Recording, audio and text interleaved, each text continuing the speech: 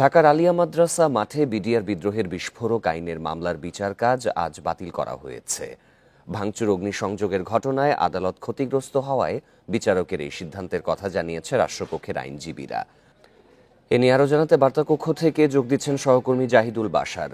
জাহিদুল, অস্থায়ী আদালতের যেখানে বসানো হয়েছে সেখানে তো শিক্ষার্থীরা প্রতিবাদ করেছে, আপনি সেখানে ছিলেন, কি কি জটিলতা সেখানে হয়েছে, আর এই যে বিস্ফোরক মামলার বিষয়টি এতদিন ধরে আটকে আছে এ বিষয়ে আর কি কি তথ্য সংগ্রহ করা গেছে? সবার ধন্যবাদ আপনাকে। দেখুন, আমি এতক্ষণ সকাল থেকে নিয়ে এই পর্যন্ত সেখানে ছিলাম। একেবারে বকশীবাজার মোড় থেকে নিয়ে শুরু করে আলিয়া মাদ্রাসার আশপাশ, কারা কনভেনশন সেন্টারের আশেপাশে, মানে পুরো এলাকায় সড়ক যোগাযোগ বেশ কয়েক ঘন্টা ধরে বন্ধ ছিল। শিক্ষার্থীদের আন্দোলন, সেনাবাহিনী মোতায়েন, পুলিশ, আনসার সবাই সেখানে ছিল। এবং শেষ পর্যন্ত যেটি হলো, বিচারক এসেছেন, তিনি পরিদর্শন করে দেখেছেন যে গতকাল রাতেও আগুনের ঘটনা ঘটেছে, সেখানে আসলে আর বিচার কার্য চালানোর মতো একেবারে অবস্থা নেই। সেখানে ভিতরে খুবই বাজে একটি পরিস্থিতি, সেই ভিতরে আমরাও খানিকটা দেখাচ্ছিলাম টেলিভিশনে।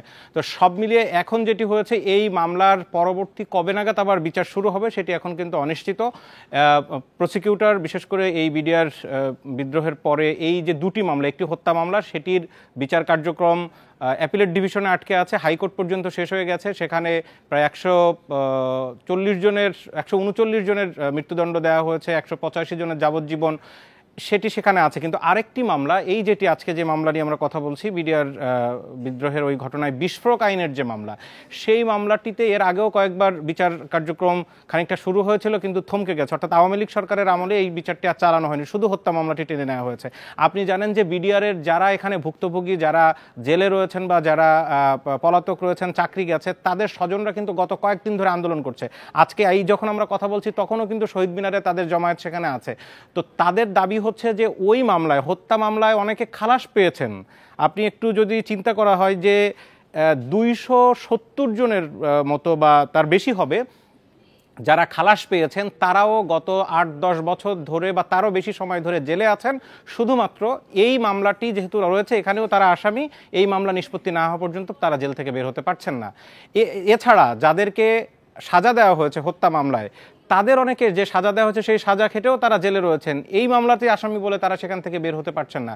সব মিলে আজকে প্রথম দিনে তাদের যেই আমরা যতটুকু জানতে পেরেছি 5 শতাধিক আসামির জামিন আবেদনের শুনানি ছিল এখানে। কিন্তু সেই শুনানি নিয়ে, মানে সোজা কথা যদি এটা বলা হয়, শিক্ষার্থীদের ভাষায় যদি বলি যে একটি নাটক হয়ে গেল। কিভাবে গতকালকে রাতে আমরা কিন্তু মাঝরাত পর্যন্ত আমরা রাষ্ট্রপক্ষের সাথে কথা বলেছি, তাদের কাছে যেই সিদ্ধান্ত রয়েছে, যেটি গত 2 জানুয়ারি একটি প্রজ্ঞাপনের মাধ্যমে জানানো হয়েছিল যে এই আদালতটি জুলাই আন্দোলনের সময় ক্ষতিগ্রস্ত হয়, এখানে আপাতত বিচার কাজ চলছে না। আজকে বিচার হওয়ার কথা ছিল কেরানীগঞ্জে যে কেন্দ্রীয় কারাগার রয়েছে, সেখানে একটি অস্থায়ী আদালত বসে সেখানে হবে।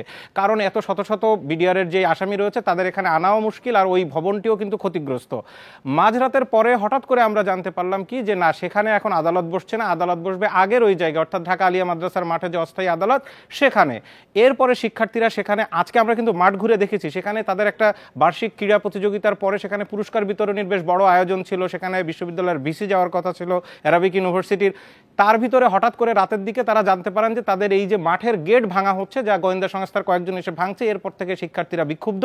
তারপরে সকালবেলার তো এই ঘটনা, একেবারে সড়ক বন্ধ করে দেওয়া, শেষ পর্যন্ত তাদের মিছিল, তাদের দাবি এবং এই অস্থির পরিস্থিতির ভিতর দিয়ে আদালত পরিদর্শন করেছেন বিচারক। তিনি বলেছেন যে এখন আপাতত এখানে বিচার কার্য পরিচালনা করা সম্ভব না। এখন সর্বশেষ আমরা যতটুকু জানতে পেরেছি, রাষ্ট্রপক্ষের আইনজীবী যারা রয়েছেন, প্রসিকিউটররা, তারা বিচারকের সাথে তার এজলাসে বসবেন। তিনি অতিরিক্ত মহানগর দায়রা জজ ইব্রাহিম মিয়া, তার আদালতে বসে তারা একটা সিদ্ধান্ত নেবেন। এখন সেটি আসলে বিকল্প কোন জায়গায় হতে পারে সেটি অবশ্যই ভাবতে হবে, কারণ শিক্ষার্থীরা বলেছে যে এখানে আর তারা আদালত বসতে দিবে না। 2009 থেকে এই পর্যন্ত এই মাঠটি তাদের বেদখল হয়ে রয়েছে। খালেদা জিয়ার মামলা যে বিচার সেখানে হয়েছে, এর আগে বিডিআর হত্যা মামলা যেটি, সেটিও সেখানে হয়েছে। সুতরাং তারা তাদের মাঠ আর দিতে রাজি নয়। এই নিয়ে একটা হট্টগোল পরিস্থিতিতে আছে। এখন দেখা যাক পরবর্তীতে কবে আসলে এই তারিখ ঘোষণা করা হয় সেটাই দেখার বিষয়। বার্তা কক্ষ থেকে যোগ দিয়েছিলেন সহকর্মী জাহিদুল বাশার।